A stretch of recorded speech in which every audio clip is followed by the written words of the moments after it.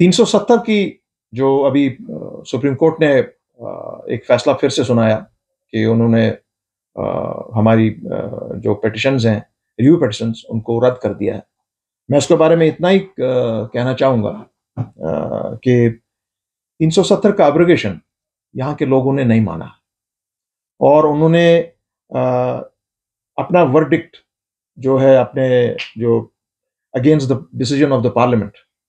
और उसके बाद जो हमारे ऑनरेबल सुप्रीम कोर्ट ने जो भी फैसला दिया 11 दिसंबर 2023 को, या आज फिर से आपने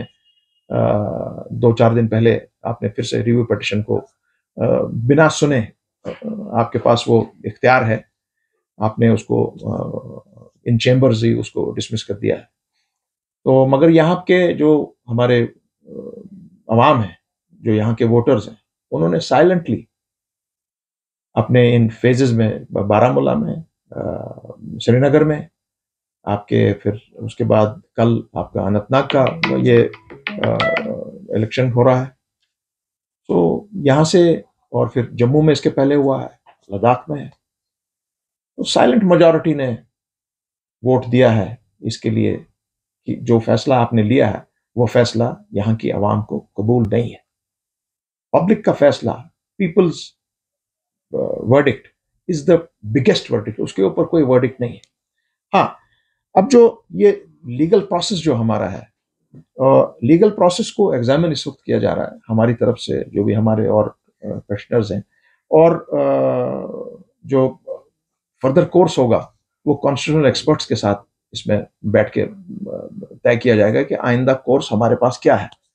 मगर एक बात मैं बता दूं, 370 को कॉन्स्टिट्यूशन से हटाने के लिए, हिंदुस्तान की कॉन्स्टिट्यूशन से हटाने के लिए आपको 2/3 अक्सरियत की जरूरत होगी पार्लियामेंट में, उसके बगैर नहीं हट सकता। तो ये एक प्रोसेस है और इसको हम किसी सूरत में हम इसको छोड़ नहीं सकते हैं या इसको गिव अप नहीं कर सकते हैं, क्योंकि हमारी बका का मामला है, हमारी तशक्कुस का मामला है, हमारी रिलेशनशिप का मामला है, इंस्ट्रूमेंट ऑफ एक्सटेंशन का मामला है। और इसमें यह भी देखा गया है कि जो हमने रिव्यू में भी बताया था, हालांकि वो ऑनरेबल कोर्ट ने सुना नहीं, चैम्बर्स में हमने उसको डिसाइड किया है, उनने कॉन्स्टिट्यूशनल एक्सपर्ट्स का,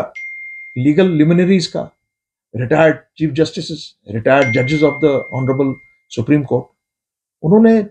इस जो सुप्रीम कोर्ट के फैसले हैं उनको सही नहीं माना है, कॉन्स्टिट्यूशनली सही नहीं माना है, एरनस डिक्लेयर किया है कि भाई ये जो चीजें पिटिशनर्स ने आपसे पूछी कि आपने ये फैसला कैसे दिया, आप जो, और उनकी जो पुहार थी उस पर आप लोगों ने खामोशी इख्तियार की, स्टेटहुड पे खामोशी इख्तियार है, आपके इंटरनल सॉवरेनिटी पे खामोशी इख्तियार है,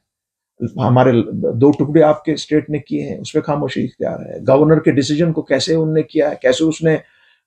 सारे पावर्स अपने हाथ में ले लिए, किस तरह उसने पार्लियामेंट को दे दिए, उसके बाद प्रेसिडेंट के पास गए,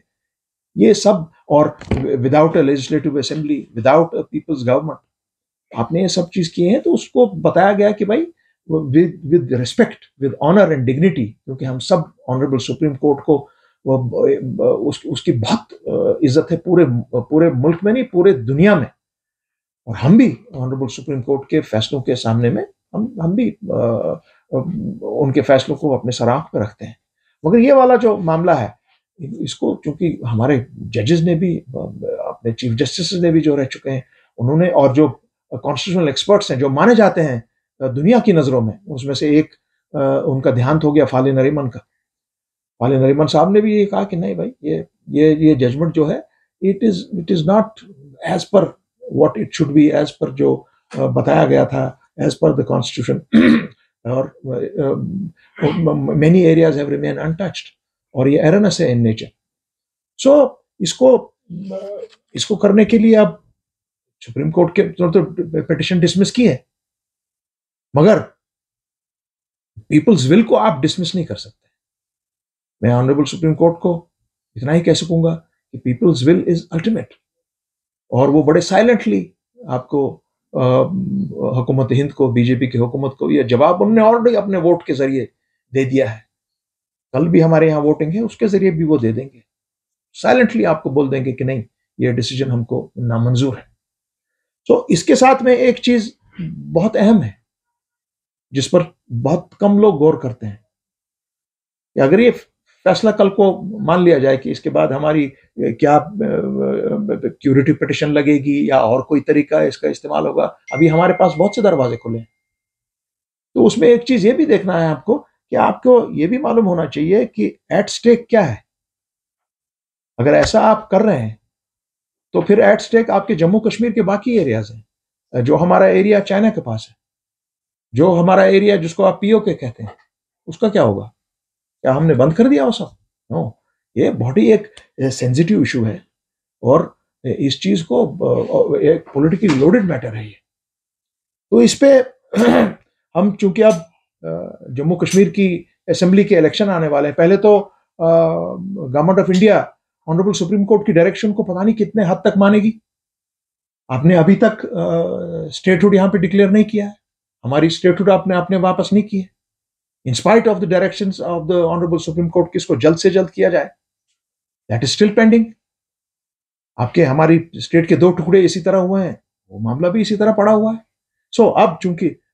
एक तो हम जो कॉन्स्टिट्यूशनली इस पर देखेंगे कि हमको नया रास्ता इसका क्या इख्तियार करना है, और जैसे मैंने कहा कि पीपल्स विल इज अल्टीमेट, वो पूरे मुल्क को, पूरी दुनिया को अपने पार्लियामेंट के इलेक्शंस के थ्रू साइलेंटली वो वोट कर रहे हैं और आपको कह रहे हैं कि दिस डिसीजन ऑफ 370 जो आपने